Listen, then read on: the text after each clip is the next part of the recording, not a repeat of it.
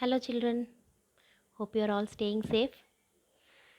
I hope you are all following my classes as well as the classes telecasted in the DD Saptagiri program.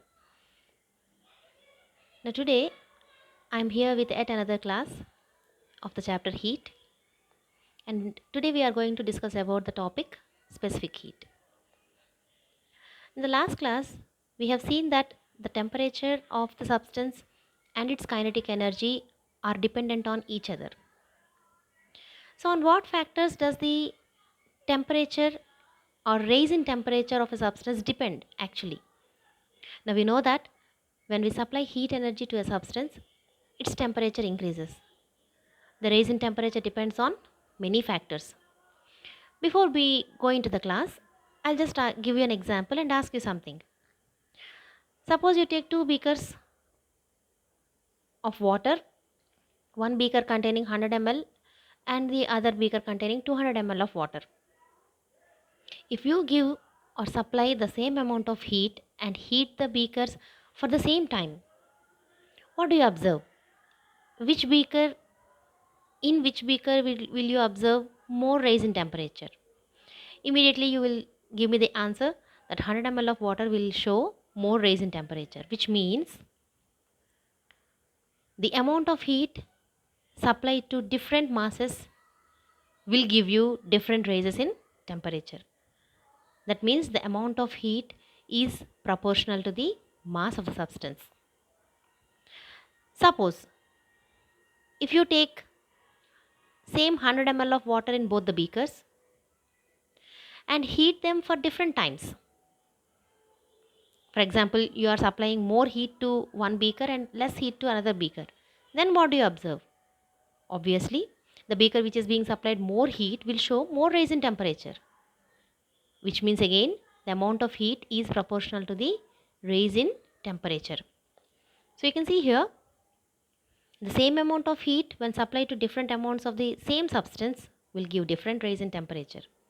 If we want the rise in temperature, same rise in temperature for different masses of the same substance, we have to supply different amounts of heat.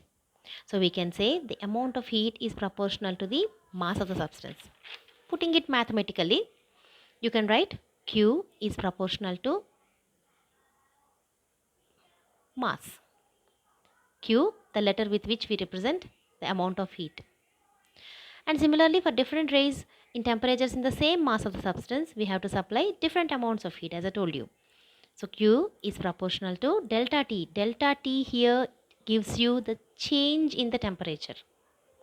Combining both the relations, we can say the amount of heat is directly proportional to the mass of the substance and the rise in temperature, and you can combine the equation as Q is proportional to mass multiplied by the change in temperature.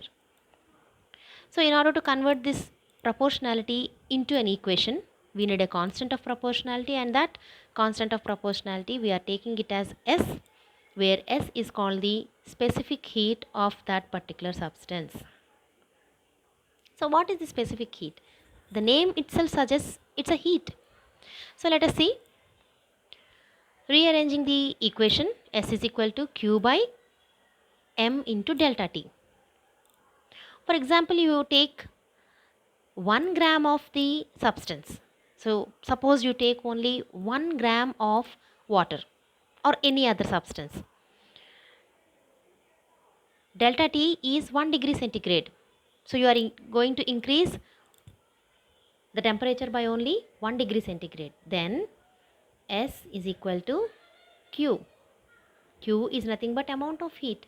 So S is nothing but amount of heat. Now which amount of heat? S is nothing but the amount of heat required to heat 1 gram of a substance and increase its temperature by 1 degree centigrade. అంటే ఏదైనా ఒక substance 1 gram of substance తీసుకొని దాని టెంపరేచర్ని 1 degree centigrade increase చేయాలనుకుంటే 1 degree increase చేయాలనుకోవడం అంటే suppose you take 1 gram of water at room temperature 30 degree centigrade ఉంది దాని initial temperature.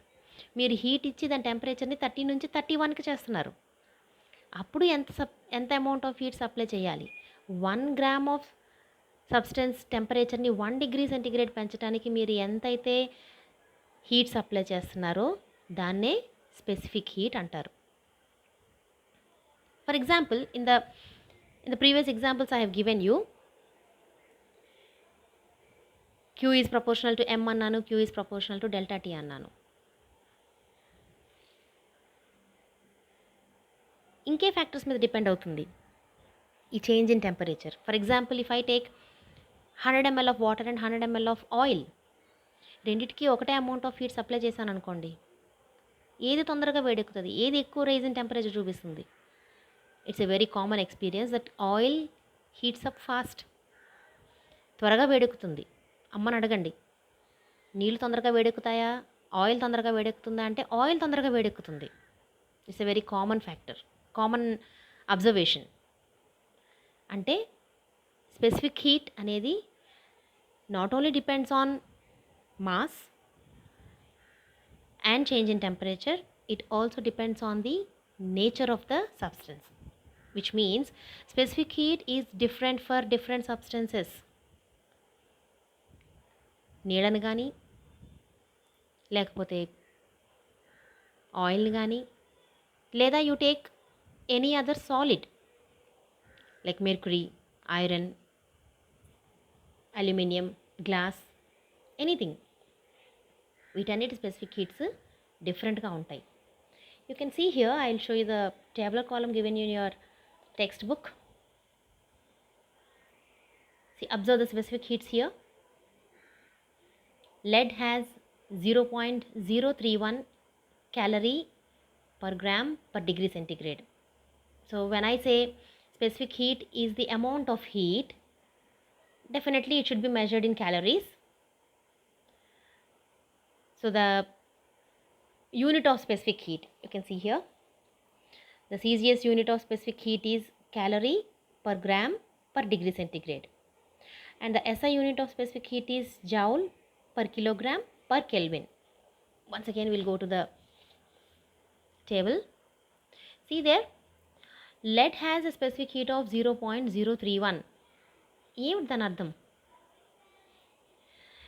1 gram of lead తీసుకుని దాని టెంపరేచర్ 1 డిగ్రీ సెంటిగ్రేడ్ పెంచడానికి మీరు ఎంత హీట్ సప్లై చేయాలి?